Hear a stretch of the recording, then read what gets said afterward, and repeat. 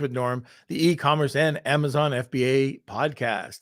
Today, we're discussing the biggest mistakes and myths about SEO. We're going to be talking about the biggest mistakes you can see with e-com brands, why brands should diversify their revenue channels, and is it possible to compete with the bigger marketplaces like Amazon? All right, welcome to another Lunch with Norm, the e-commerce and Amazon FBA podcast. Lunch with Norm.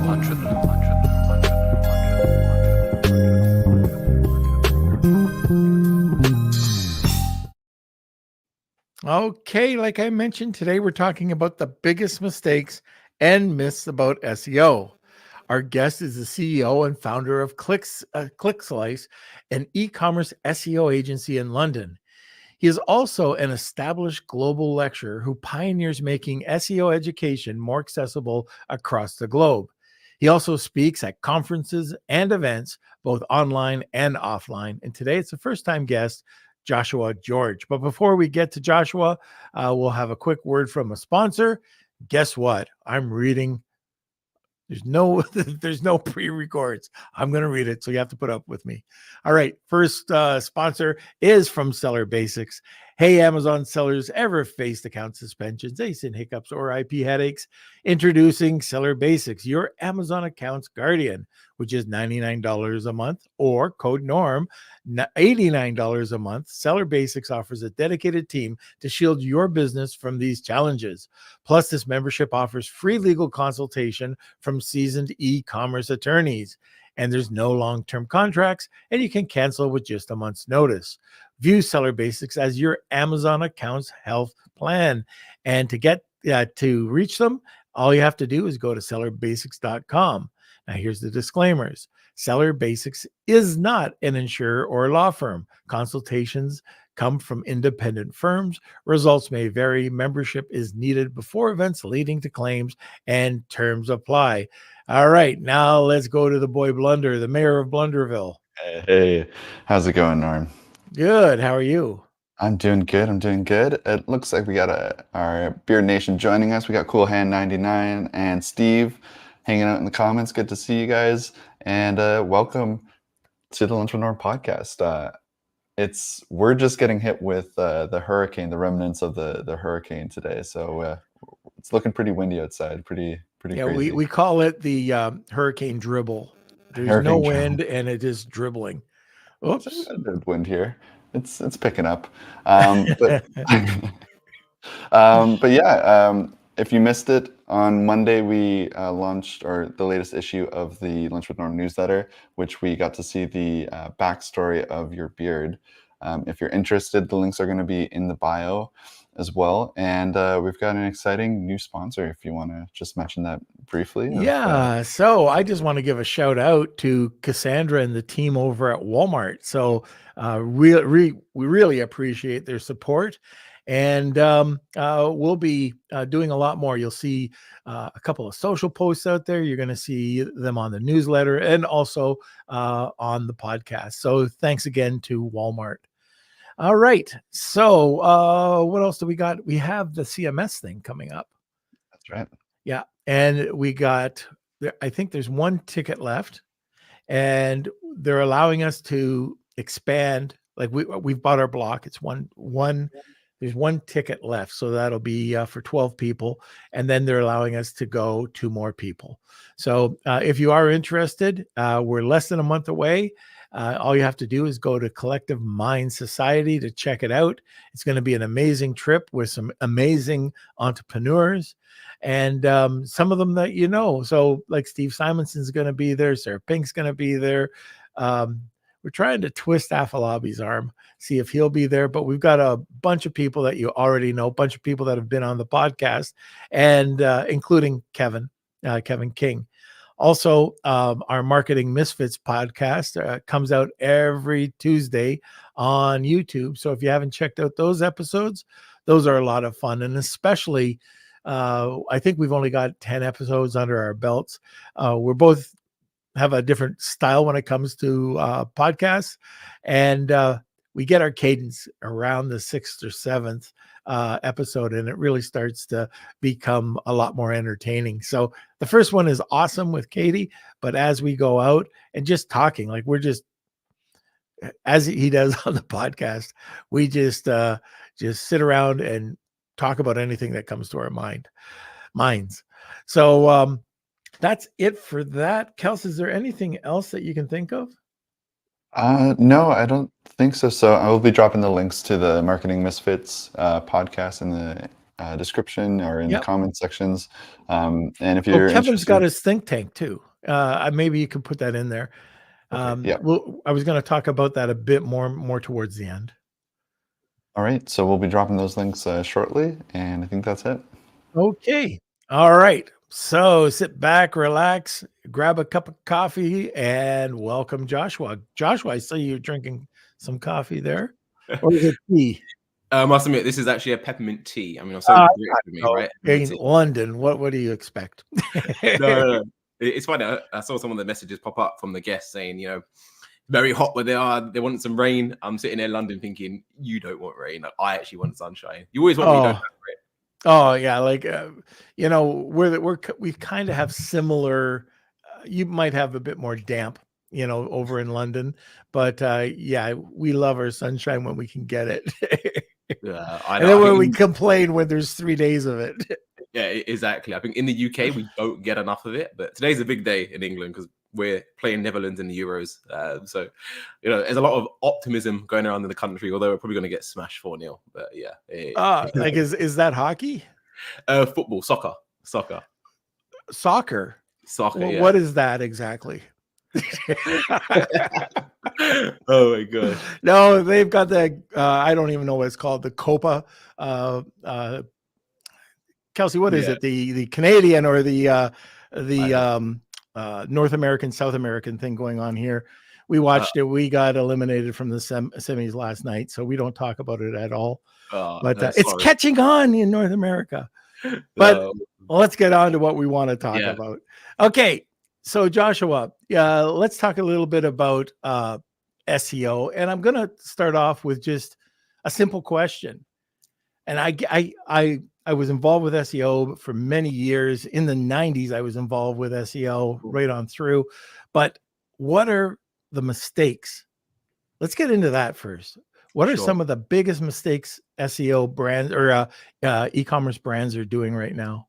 No, that's awesome to hear, by the way, that you've been involved in SEO since the 90s. It's crazy how much SEO has actually changed since when it first came out, but back in the day. There's so many updates Google are making to that algorithm now, and it is getting a lot more comprehensive. But going back to the mistakes, kind of what we see at ClickSlice, obviously we work predominantly with e-com brands. And I think the first mistake, I would say it's not really a mistake from an SEO side, but it's if you own an e-com brand and you're just reliant on marketplaces to generate sales, whether that's Amazon, Etsy, eBay, it doesn't really matter which one there is, but you never want to be too reliant on one place to generate sales.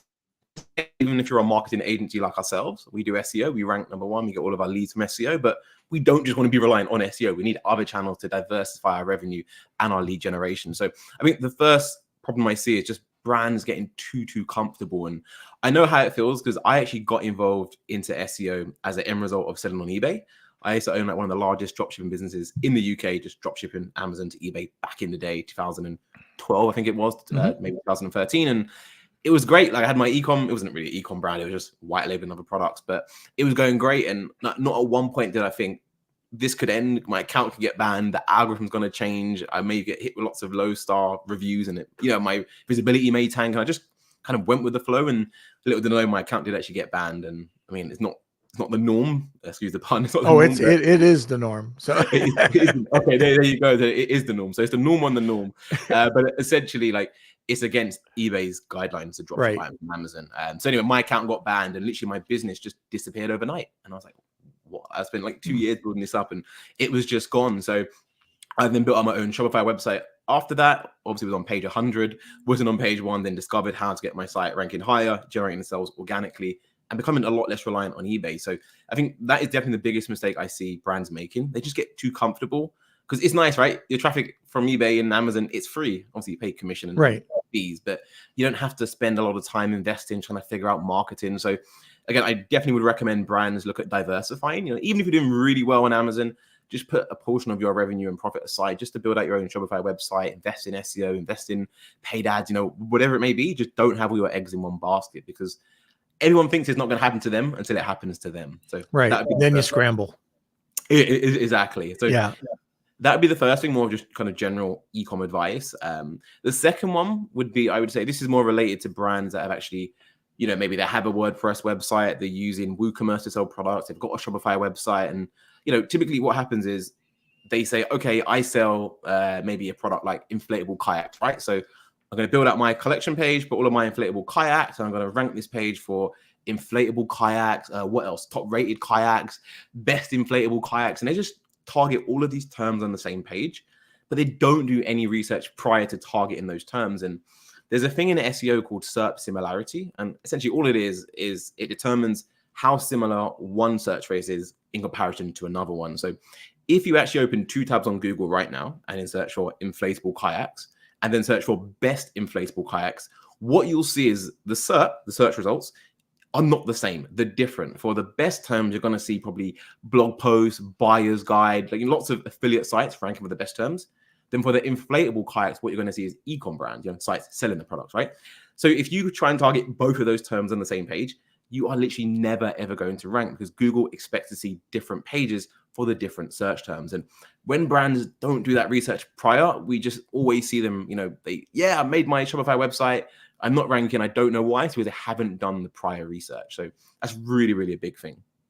That's we talk about that with launching your Amazon brand as well, is you've got to do that research. And if you are not doing it, you want to make sure that you find somebody who can do that proper research for you. So what you're saying is so bang on. Like, you're thinking you're putting everything in, you might not be experienced with building out a Shopify or a WooCommerce site, and now you're not getting any traffic, and it might be because you overthought it. 100%. It's crazy. I think it overlays to a lot of other industries as well, even with paid ads, right? Just assuming you could target the same terms in the same ad group, going to the same page. It just doesn't often work like that. But I would say the second mistake, or the third, I should say, is that, again, brands that do have these websites built out on Shopify, that have the collections, is typically what happens is they have the Shopify collection page and they've got all of the products, again, all inflatable kayaks, and that is it. They put like the title tag, inflatable kayaks, H1 tag, inflatable kayaks, which is like SEO basics 101. But what you have to remember is, to rank on Google needs to understand what your page is about. And category/collection pages are notoriously known for not having much content on them. It's literally just the title and your products. So what brands should be doing, which again, so many brands don't do, is add like a buyer's guide below the products on the collection page. And when you add your buyer's guide below the products, you don't affect conversions because the text is below the product. So users get what they want to see, the products, add it to the cart, and they can basically purchase. But what it also allows you to do by adding that content is it allows you to incorporate more of those relevant long tail keywords. So let's use another example, right? Imagine you own a brand selling double edge razor blades. I obviously don't, I have no facial hair. I don't really shave that much. But if you had a brand selling like double edge razor blades, people don't just search for double edge razor blades, right? They search for double sided razor blades. So that's a similar keyword based on the same topic. So you can target both of those on the same page, but you don't want to stuff your head in double edge razor, double side, like it looks spammy and unnatural. So this is where you have the content below the products. You can incorporate those keywords and actually build what we call topical relevance, which is just a fancy word for making Google know your page is relevant to that topic. And again, it has so much power when it comes to SEO, but so many brands just don't do it. They just have standard products on the page. When back in the day, you'll know all about this, and it's no relevance, right? There absolutely is, but it's in a different capacity. Meta titles, like when you're going in and searching, it really doesn't do anything. Meta description, just doesn't do anything. But we had another SEO guy on, Steve Wiedemann, and a great guy, and he was saying, well, when he's working with companies like Skechers or Disney, he can make it. In fact, he did this with what was it? it was some company, he doubled the sales over a period of a couple of weeks because their SEO company wasn't taking advantage of the title or the description. And all he put in there was a deal that was going on. And you could forget the name of the company. It's going to come up anyways. So he put the deal name on. And like most brands, what they'll do is home, pipe, and their brand name. Yeah. Nothing. Yeah. Get people like enticed, engaged, and you'll see that the conversion rate will go up just from there. And here's another question I have for you. Do people need to spend time with on-page SEO nowadays? 1,000,000%, 100%. Yeah. But it's on the right areas of SEO. So, right. Like you were talking about with the buyer guide. It is exactly that. Like there's people that run agencies that charge by hour, which is, in my opinion, is a flawed approach, because what it incentivizes you to do is spend as much hours on that client site as possible to build them the most amount and generate more revenue, right? But the problem with that is what you'll find these agencies doing is working on things that make little to no impact just so they can bill you for it. And a good example of that would be a meta description, right? A meta description, it used to be a ranking factor. It's no longer is one. Again, you do see it on for Google about 20 years. yeah, exactly. But it's still like 20 million people still working with the assumption that it is. Yeah. But essentially, they would spend hours updating meta tags. And stuff. Technically, it's on-page SEO, but like you'd get a much bigger ROI by adding content on your collection pages or going into your blog posts and optimizing your internal links to make it more clear to Google what this page is about. So some stuff are really impactful. A lot of stuff isn't. I think the way SEO is going, all the updates now, and the way Google's taking things with AI and ChatGPT, all these advanced AI models coming out, is you need to know where to spend your time. It's not about, I spent 60 hours on my website last week. I mean, that used to be like kind of, you'd say that with pride. Like now you shouldn't be saying that like so happily. It means you wasted probably 50 hours because you only need 10 hours to do the basics essentially. And even you were talking about the blog articles and putting up a really well-written blog article, that should not be any form of promotion in it at all. So let's say we're talking about lavender. We could be talking about the benefits of aromatherapy with lavender. And at the end, you could either have the pop-up come up, or you could talk about if you want more information, and it will go over to the lavender page. And a lot of people don't do that. They'll have the blog article there thinking that they're going to get traffic. But there's no call to action. It's honestly, Norm, I can't tell you how many brands we speak with that, we take on board. And the first month, what we do, we look at the Google Search Console account, which essentially shows them what pages generate the most amount of traffic. And then we always find blog posts at the top of those pages. We're getting a lot of traffic to the blog. That's great. It's not the best, but it's okay. We'd rather have traffic to the products and collection pages. But when you go into these blog posts, like you said, there's no call to action. So they're just wasting the traffic. And, a lot of agencies, which you're probably already aware of as well, when they work on the SEO strategies, they're just trying to rank blog posts, get more traffic. But the problem with blog post traffic is it's all informational. No one's ready to purchase, right? The benefits of lavender oil, how much does lavender oil cost? Like no one's ready to make a purchase. So even if you start doing all your SEO and focusing just on your blog posts, yes, your traffic may go up, but your revenue is pretty much going to stay flatline or maybe the tiniest increase. So I think a lot of people don't really understand how to use blogs to support the overall SEO campaign. Yeah, they hear content, get content. But again, they're not using a specialist or have hired a consultant to help with, just to train them. But it is what do you think the number one, now there's probably still some more mistakes people are making, but what's the number one thing people can do on their e-commerce site that will help bring traffic, drive traffic? The number one thing they could do, I would honestly say, is adding the content on the collection pages. So the technical term for it is adding TR content. So it's content that's topically relevant to that page, because you don't need to spend, thousands on digital PR, thousands on link building. You don't need to spend hours running a site audit. Like if you look at it from Google's perspective, right?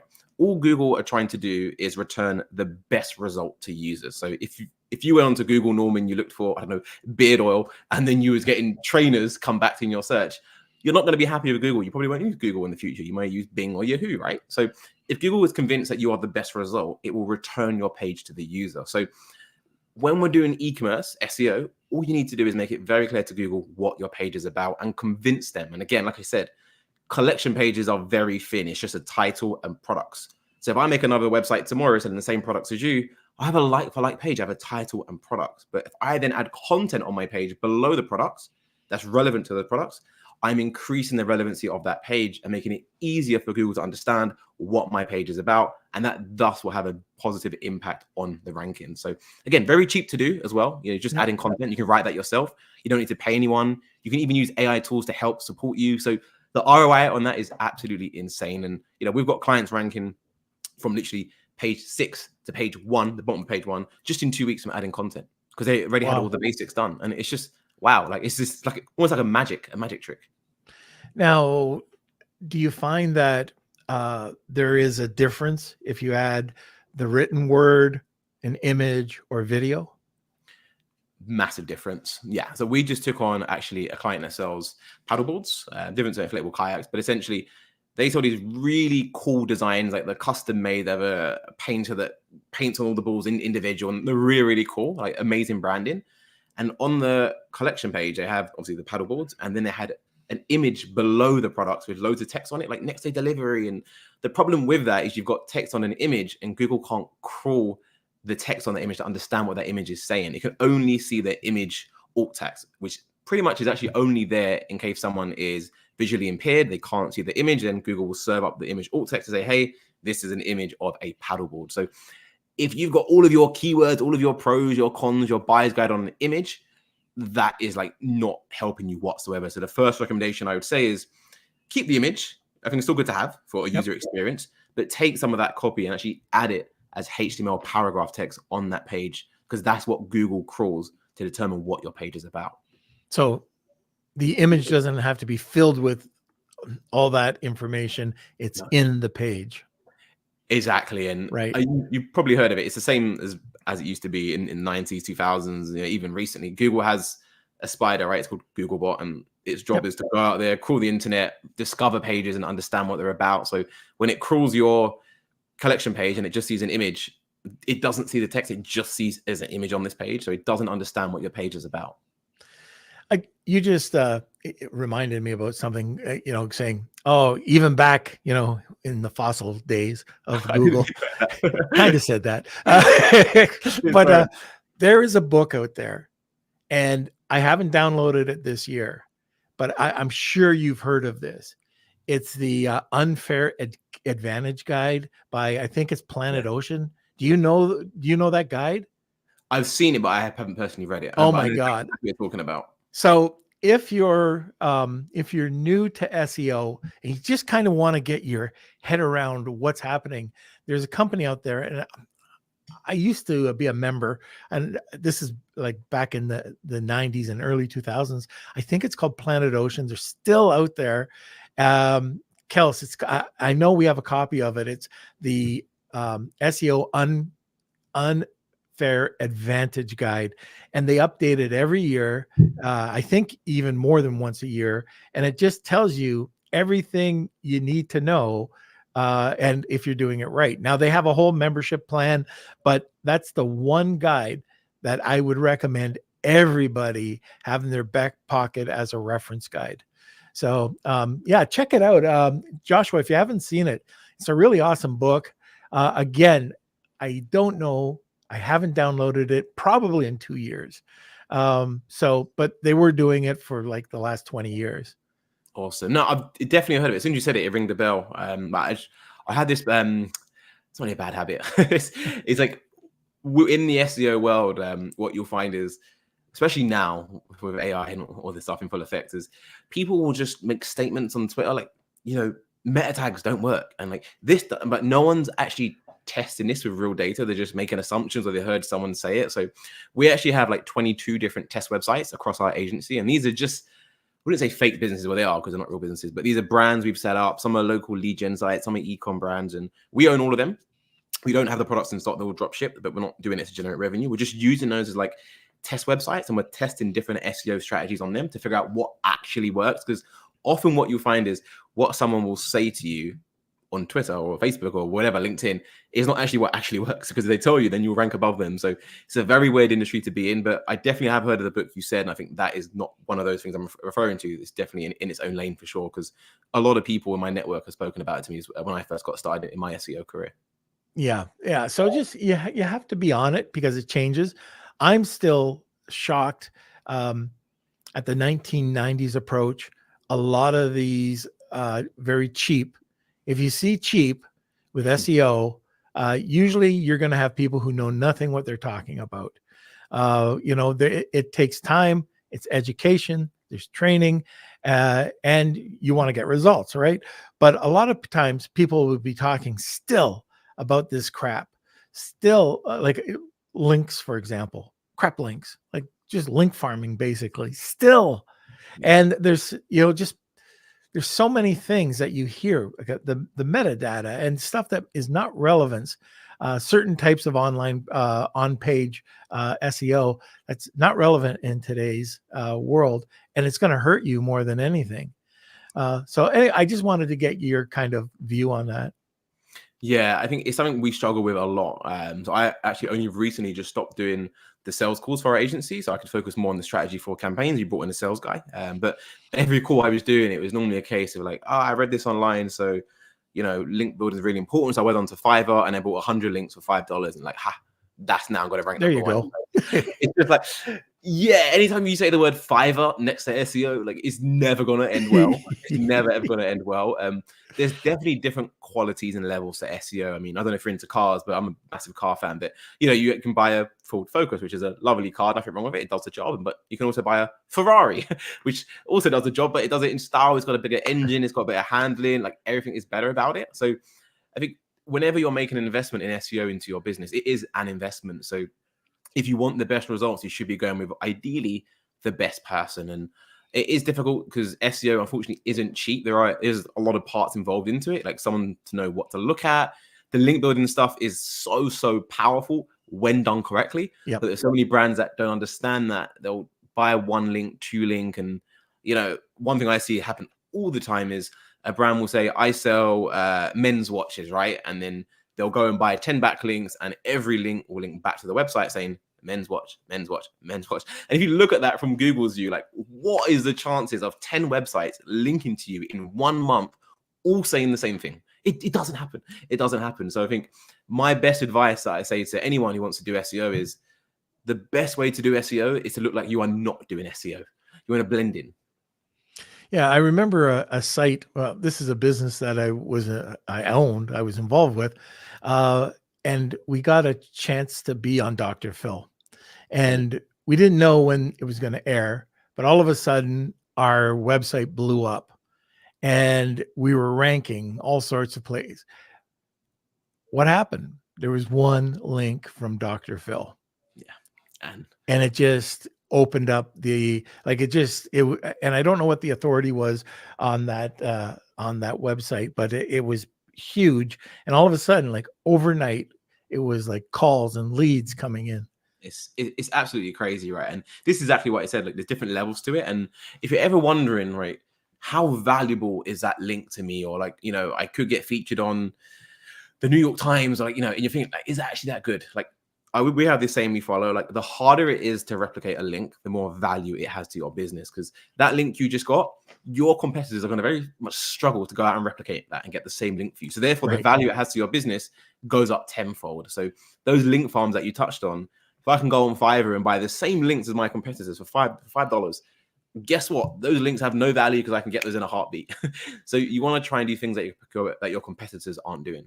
So based on some of these links, and I'm sure everybody listening has seen this, there'll be an email that comes in and get onto Forbes, Vogue, Chatelaine, and, pay $1,500 for this one article to be done. Now, would you recommend going out there and buying those types of like that type of content distribution? No is a straight answer. And we run our own SEO agency, right? I get emails every single day, me personally, and then our contact email at ClickSlice.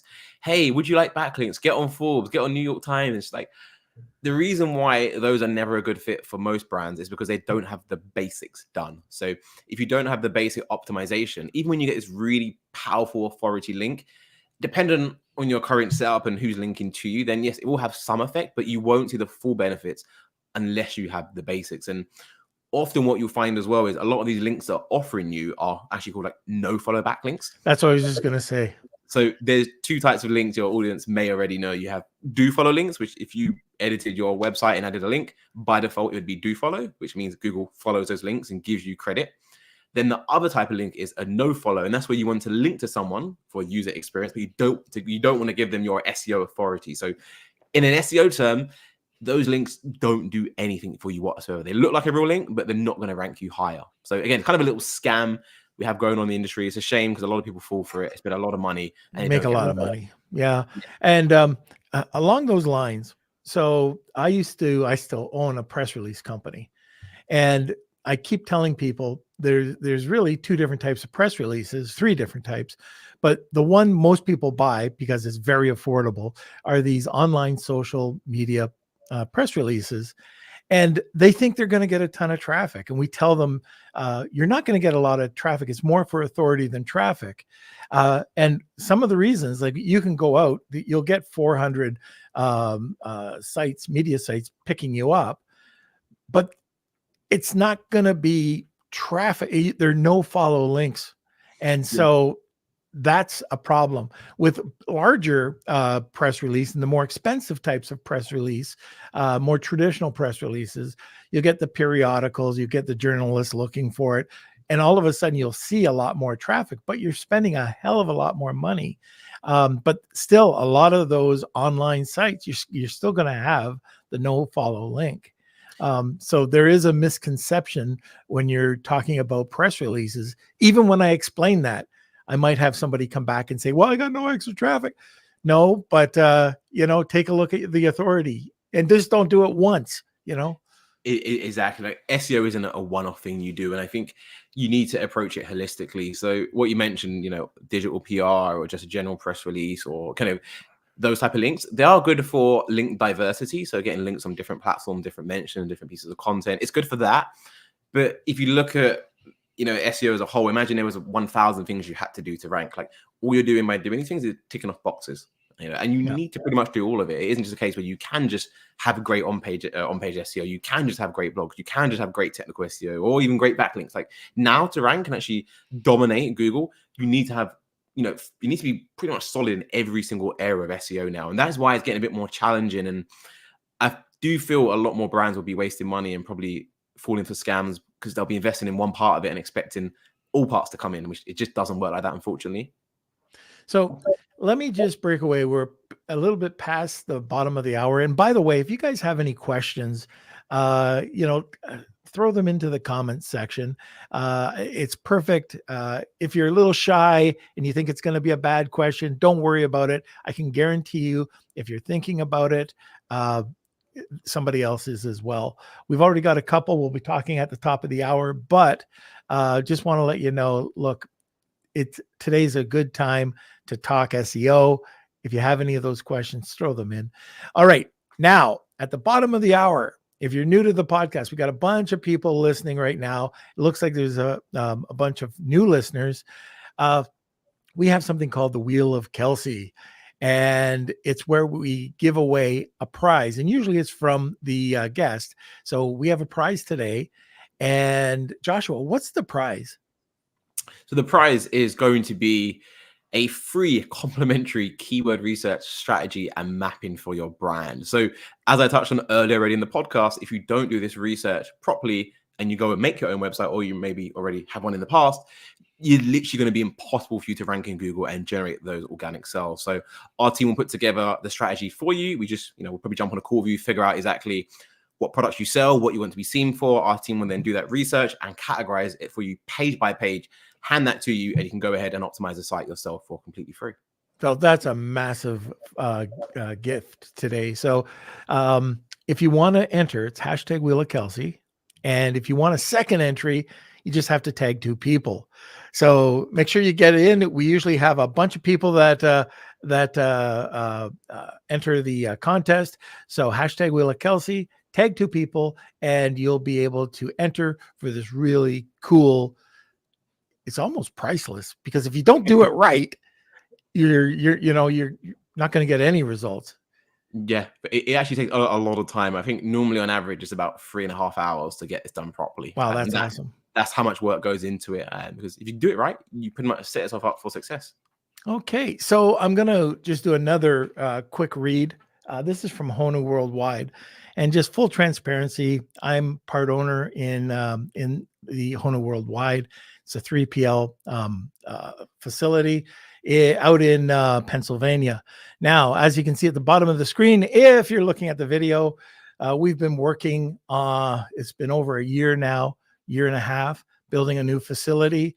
It is open. So I think we're 3 weeks away from all the racking that's in the facility, but it's 90 minutes from EVP 1, which is in New Jersey, and we have space right now. Our facility can hold 1,200 skids or pallets. It's almost full. It's usually running at about 110% capacity. That's why we wanted to build this new one. This new one will hold 10,000 pallets, and we're doing not only warehousing, but we're doing fulfillment, returns, co-packing, kitting, pretty much anything you can think of. And just wanted to let you know that the grand opening is happening very soon. We're accepting new clients, and if you want to reach out, it's savings@Honu, HONU worldwide.com. And we'll be talking about this for the next few weeks. But just let us know. You know Afalabi. A lot of you already use the service. But if you're interested, the building is amazing. We're going to do a drone view of it. We've got 70 feet of racks going up, and we're just getting them all bolted down right now. But really, really cool. Afalabi's gone out and got all this really incredible modern equipment. So it's just, I'm so impressed. It's taken a year and a half to get this thing done, and now we're just a couple of weeks away. All right. So now let's get back. All right. So we touched on this, but I usually hear from SEO people that are failing. You might have given them 6 months to achieve something, and nothing's happened. Then they come back 100% of the time. Oh, we just need another bigger spend and 3 more months. Bigger spend and 3 more months. What's the reality? When should you be able to see some difference? There's always some wrapping up, right? You've got to do the research, but when should people start to see some difference? It's a very good question. 6 months is enough time to get results of SEO, to be honest with you. Now, I'm not saying enough to rank number 1 for a keyword. So there's lots of variables that come into play here. Number 1 is it a brand new website? If it is a brand new website, then you are literally starting from scratch. So you need to build all of that trust and authority. It takes a long time to do. It depends on what you're trying to rank for. Like if you sell fidget spinners and you want to be ranked number 1 for fidget spinners, it's a very, very competitive term. So there's lots of things involved in the campaign that can kind of have a big impact on how quick or how long it takes to rank. But you should be seeing results, I would say, in the first 3 months. And when I say results, I'm talking about movement. So if you take on an agency and you're on page 6, within 3 months, you should not be on page 6, maybe even page 5, but you want to be seeing traction in the right direction. Now, in terms of seeing a massive increase in organic revenue, there's a thing called a CTR study, which basically shows you the percentage of clicks you get based on where you rank organically. And on average, if you rank number 1 for a keyword organically in SEO, below the paid ads on Google, you get roughly about 35% of clicks. So if there are 1,000 people searching for fidget spinners every month and you rank number 1, expect 350 clicks. And then you can start to go through the data. Okay, 350 clicks, my website converts at 1.5%. My average lifetime value of a customer. You can really start to predict how this is going to make sense for your brand. So I would say if you're, starting this campaign, you're at month 6 and you're not even on, the first 3 pages of Google, then there definitely should be some red alarms flagging. Because if it does take longer than that, then the brand the agency, sorry, should be transparent with you and say, this is a very competitive niche.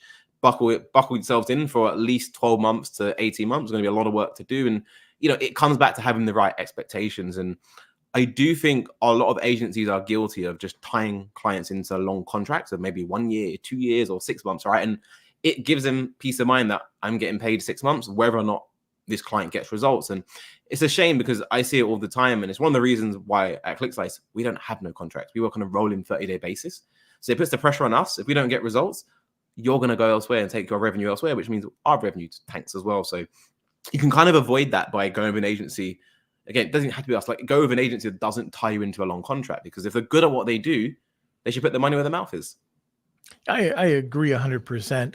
But unfortunately, what they'll do, what a lot of agencies do, I would probably figure the high majority, 70, 75%. Yeah.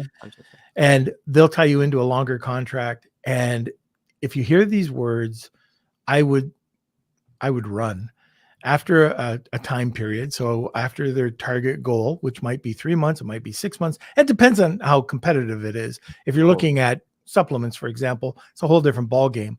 But if you're looking at natural soap, if they're saying, okay, this is, and they have a game plan. So they have a strategic game plan, and this is what we're going to do. Bang, bang, bang, bang, bang.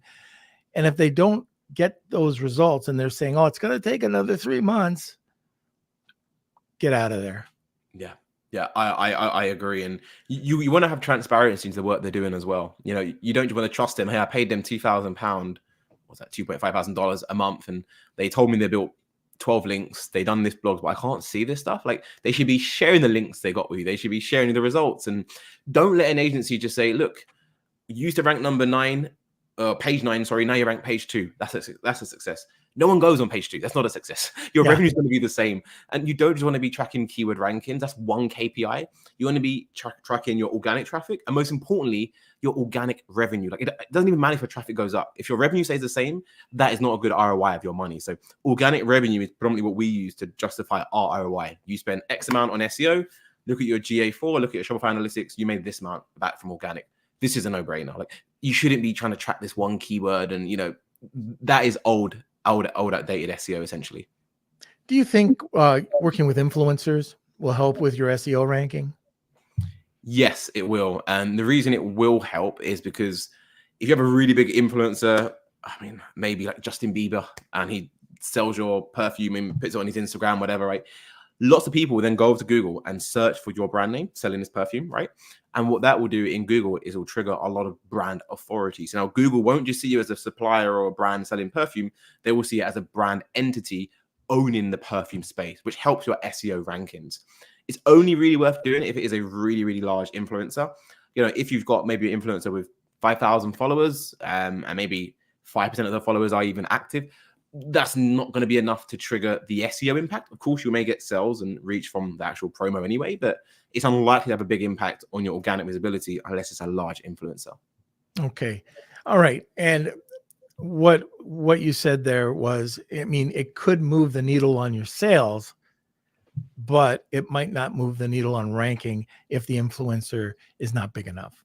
Is that, did I understand that right? Correct. So it's only really worth doing it for the sales unless it's a really big influencer. Then it's more of a holistic. It's going to help everything as a whole for the brand. Got it. Now, this is the big question. Can the little guy go up against the Amazons of the world? Yes, easily. We do it all the time for our brands. We actually get a lot of our clients that come from Amazon, Etsy, and eBay and actually move over to Shopify and start ranking the sites organically. The reason why it's doable is, if you remember what I said at the start of the podcast, there's two parts to SEO. There's authority, which is like backlinks, and then there's relevancy, which is the content on your website. So you could outrank sites that are authoritative by being more relevant on that topic. So the example you mentioned earlier of natural soap, right? Imagine you own a brand and you just sell natural soap. Like, you are known for natural soap. You have every single blog post in the world related to questions people ask about natural soap, how to make natural soap, the pros and cons, how much, the evolution, all of those keywords for natural soap, right? You have that relevancy. You are the most relevant in that space in Google's eyes. You may not be the most authoritative because Amazon will sell natural soap and will just rank above you with authority. But if you have some authority and have all the relevancy, you can easily outrank Amazon. And if you look at it from Amazon's perspective as well, they're selling massive SKUs like TVs, iPads, MacBooks, really high value items. That is where they're allocating the market and spend. They're not allocating it on natural soap, so to speak. So you can definitely outrank them. And it's actually our favorite case studies. We have loads of case studies on our website where we actually outranked Amazon, Target, Walmart, all these large brands for clients in the US and Canada we work with. And people are like, how did you do that? Like, it's like, you just became more relevant than them, which our client actually is more relevant. And you just need to know what you're doing. So I think this is a great learning lesson for a lot of people who are out there selling, on Amazon, strictly on Amazon, which is a one-legged stool. Be careful. But to get out there, to get an e-commerce site or even a different channel, you got to diversify. We talk about it all the time. Diversify. You have to do it. But don't be afraid. I know a lot of sites out there that don't sell on Amazon. Matter of fact, Kevin and I are, you don't know about this, Joshua, but my partner, Kevin King, and I, we're doing just that. We're trying to find brands that are on Amazon and they haven't even thought about going out to the e-commerce world. And you can, we see this daily where there are brands out there on Shopify or WooCommerce that are killing it. And they haven't even considered Amazon because they don't want to give 50% of their, their revenue to Amazon. Wow. Is that how much Amazon take now? 50%? It's roughly 50% when you put in all the storage fees, the advertising, everything. Yeah, it's roughly 50%. You've got to have some really good margins right now. Yeah. So, I mean, even you just saying that, I knew it was quite high. I didn't know it was that high. But I mean, when I hear that as a business owner, if you are relying on Amazon to generate sales, you probably don't like money that much because you don't mind giving half of it away. So again, it's a shame. Like I love to see people winning and doing well in life. So again, my background was from eBay to Shopify. So I know how it feels. And sometimes it can be like, taking the biggest leap. Is it going to work? Am I going to figure this stuff out? Like it all makes sense. And it's really not as difficult as most people anticipate it to be until they start the journey. Right. Okay, so let me see. Do I have another question? I guess maybe the last question, and then we'll get into our questions. 2024, what does that look like for SEO? I would say from what we've seen across our sites that we're already managing is a bigger influence and impact on link building in general. And I think this is predominantly because content is very important, on-page SEO, blog posts, metas, but everyone is doing that at mass now using AI tools and producing content. So it's now coming like a race to the bottom. Who has the most content? Who has the most blogs? Who's the most relevant? And it's pretty much coming a like for like because everyone's just spamming this content on the internet. So the deciding factor, what we're seeing is if one site has 100 blogs, another site has another 100 blogs, who does Google rank if they're literally identical? It's a site that has a better backlink profile, right? The better mentions of other external websites. And I see it becoming more and more important because, like I said, links are very hard to replicate if you acquire good links. So I would be advising brands to obviously get the basics dialed in, your keywords, the meta titles, the on-page, the content on your collection page, and then start investing in link building because that is by far going to be the biggest push to separate you from other brands out there. Just please stay away from anyone emailing you to sell links. Even someone emailing you, would you want SEO? Agencies that are good at SEO, they don't reach out to people. People come to them because they rank highly for all of the keywords. And we followed the same suit ourselves. Like obviously we specialize in Shopify. I'm not sure what it is in the UK, in the US, sorry, in Canada. But if you search for Shopify SEO agency in the UK, like ClickSlice are number 2. So all of our leads come to us and we already have that authority. And, I'm not going to email someone, would you like SEO? Because why am I going out my way? Like if I'm good at SEO, you should come to me. I should be on top of Google, right? So I think just invest a lot in link building. And I don't just say these things, like we do it ourselves at the agency, and our own SEO rankings is pretty much evidence of that. I want to make this clear to the people listening. When we talk about, going over to Fiverr and, spending $5 or 10 or 50, what's a realistic number for the average, not the supplements, but the average SEO campaign? How much do you think where's the range? So the range, Minimum, I'd be looking at about £2,000 per month, I would say, minimum, to cover the whole campaign, the technical, the blogs, the link building, the on-page, like all of that, someone to manage that for you. And the higher end, it really does range. It depends on how many SKUs you have, how many collections you have. Like we have some clients on the top end, about £25,000-30,000 per month paying us for SEO. We're managing the entire site and every collection, where some brands will pay us £2,000 on the lower end. And, you know, for us, what we see is if you start on the lower end, you should make enough money to start increasing the retainer anyway, to target more collections and make more revenue. And if you do this research process that I told you about earlier, once you do that research, you'll know how many people are searching for your product every single month on Google. And once you know that, you can then create an ROI forecast. Okay, 10,000 clicks a month for my keywords. I rank number 1. That's 35%. That's 3,500 users. My site converts at 1.5%. My average order value is £20. And you can start to figure out, like, okay, I invest this amount and this is what's capable. So, you know, I think just having that understanding from the get-go will give people a lot more clarity. Okay, very good. Kels, I think it's time that we can take the other questions. I also see that Jagadish has a question about the recordings. Yes, we have recordings. You can get them on YouTube under Lunch with Norm, or any podcast. It comes out. When do we publish a podcast? 1 week after? Yeah, so you'll be able to find this episode on podcasts everywhere on next Monday. Okay, very good. Yeah. Okay. Alrighty. So first question from Michael.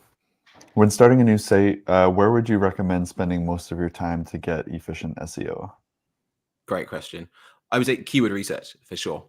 It's making sure you're targeting the right terms that have enough searches that also, you know, feasible to rank for. So a good example is, imagine you own a fashion brand selling men's shirts, right? Most people say, right, I'm going to build my collection page and rank for men's shirts. Like, that's not that realistic for a brand new website. It's going to be very, very, very competitive and cost you a lot of money in content and links. But so what you're better off doing is building out like more sub collections. So a good example is, you know, when you have shirts, you have different types of shirts, right? You can have men's black shirts, men's casual shirts, men's velvet shirts, right? And you go for these longer tail keywords.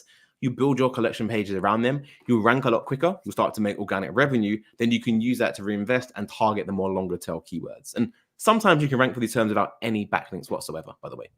Okay.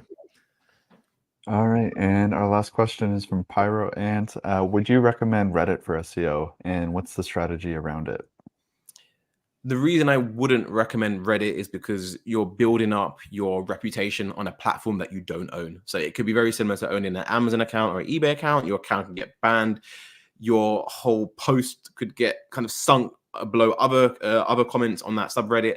So it's not the best. Like when you're doing SEO, the whole plan and kind of goal behind it is to own your asset. So you own your website and you increase visibility for your website, not Reddit, not a Facebook group, not a LinkedIn post. You want to own your asset, and that way no one can take it away from you. Okay. Last thing I want to talk about, the content. Just because you're putting up content, like content is not created equally. Correct. If you're just pumping out chat GPT content, you pump in a question, you get it, it looks great if you're not a marketer. Just a sec here, I got a cough. So it might look great for the average user, but it's not probably written the way a marketer will write it. And you've got to be very careful. The articles that we write, we actually will have somebody, an editor, look at it and revise it. So if you're using Phrase, for example, if you're using FRASE.io, they'll give you a summary of some of the top things to look at, and they'll give you links to the blog article. You can just move that over to your writer, and then they have something to work off of. But if you're just pumping, like just clicking the submit button and just pumping out a ton of content that way, well, guess what? You just destroyed your site. Yeah. You know, and it's going to get worse. And the other thing I was going to say is the image. You want to run the image like through a scanner. Just see what and there's a bunch out there. What's the one that we use? Anyways, you could just go type in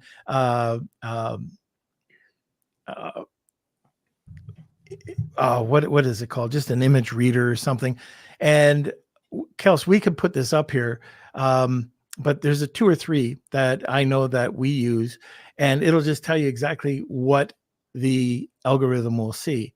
And that's all you have to do is just type in a field that says, what do you see in this image? It'll tell you what it sees, and then you can see whether that image is the right image to actually put onto that blog or into your website. Do you use any of those tools?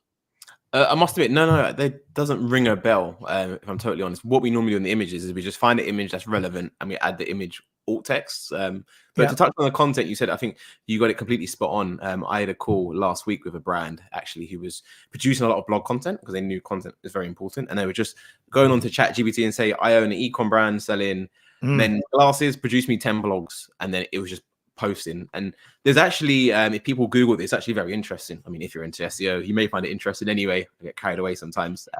If you Googled Google core algorithm update March 2024, you will see it was an update that Google released, and essentially what it targeted was content on site that is basically unhelpful, inaccurate, and regurgitated. So just repeating what other websites say. And basically it's their way of saying we're targeting sites that are using AI content and trying to manipulate the ranking. So yeah, this client site is completely tanked and they're trying to come to us to rectify it. The first thing we're going to do is remove all that content and rewrite it with human, natural, unique content. So again, I would try and stay far away from ChatGPT if you can. This was just March, again, not even 3-4 months ago. So it is becoming more and more of a concern, and Google is taking a more firmer stance on it because they have to protect the search results, right? If it's all spammy, people won't use it anymore, then no one will spend money on Google ads and their revenue will go down. So, it's in their best interest. So don't expect them to take it lightly if they discover you using AI content. Right.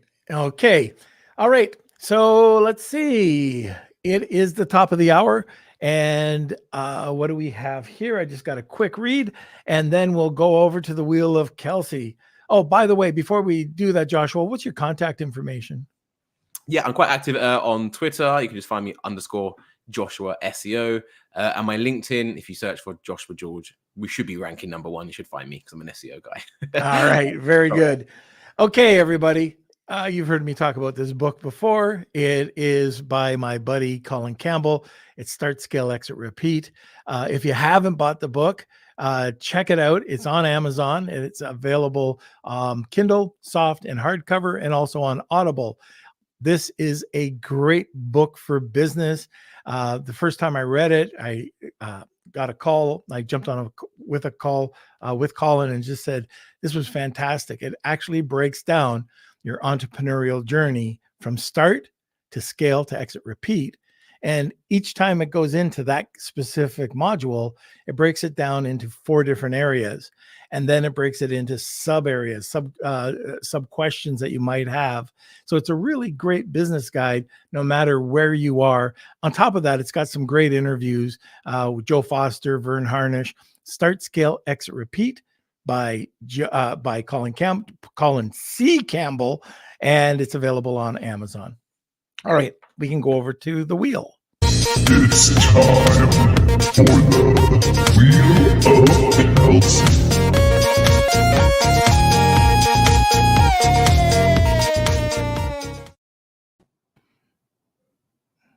All right. All right. So if you are the winner of the prize, make sure you email me, kate@lunchwithnorm.com, and let's shuffle this up and give it a spin. And it looks like it is going to be Pyro. Yes. Congrats, Pyro. Nice. All right. So again, just email me, kate@lunchwithnorm.com to get your prize, and we'll connect you with Joshua. Thanks everyone for entering. Okay, Joshua, thanks for coming on. I hope you'll be a guest another time. No, it was awesome. Honestly, really enjoyed the conversation. Very nice, free flowing. Thank you for having me.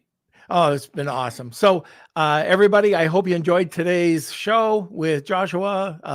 I know we usually stick to marketplaces like Walmart or Amazon, but we've got to start looking at e-com. And it's more than start. You should be on e-com. And I think this SEO will help you understand and get better ranking, just more eyes on your product. So check out, you can re-listen to this on your favorite podcast platform or on YouTube. Okay, Kels, any questions, anything? I don't think we mentioned it, but we do have something for everyone today. So if you want to book a free audit from Joshua's team, just go to the link here. I'm going to repost the link as well, again, in the comment sections, but check it out. And I think that's it. If you have any questions or comments about the episode, where to find anything, you can always email me, k@lunchwithnorm.com. I'm going to be happy to help. And I think that's it. Yeah. So Kels, make sure you put that in the WhatsApp group as well. Yeah. We'll okay. So like I mentioned earlier, we do have a seat left for the Collective Mind Society. If you're interested in taking a trip, it's a 6-day trip with Kevin King and myself, and we're going through the Canadian Rockies, going up to actually walk on some glaciers, go to Lake Louise, stay at the Fairmont there. I know Steve Fillion, I just saw you were listening, and I think he's there now. But anyway, if you're interested, let us know. It's going to be a blast. Our Formula One, our first CMS trip, was a blast. If you want more information, or if you want to see what people said about that, just go to Collective Minds with an S society.com. Kevin King's think tank is coming up in September. Kelsey will put that here. It also put it into the other channels, our newsletter, the WhatsApp group, and also the Facebook group. So it's very unique. So I'm not going to get into it right now. I'll talk to it a bit later, more in August, but check it out. It's in this huge mansion in Austin, Texas. And they've got a bunch of the Dream 100. I'm one of them, but there's going to be a bunch of the Dream 100 there. And what's going to be happening is people are going to be on the hot seat, and we're going to try to help you get the most out of your business. Okay, so I think that's it. If you want more information, or if you want more content, we talked content all day today. Check us out with our newsletter, WhatsApp group, or on our Facebook group, and of course the podcast. All right, everybody, we'll see you next Wednesday. Lunch with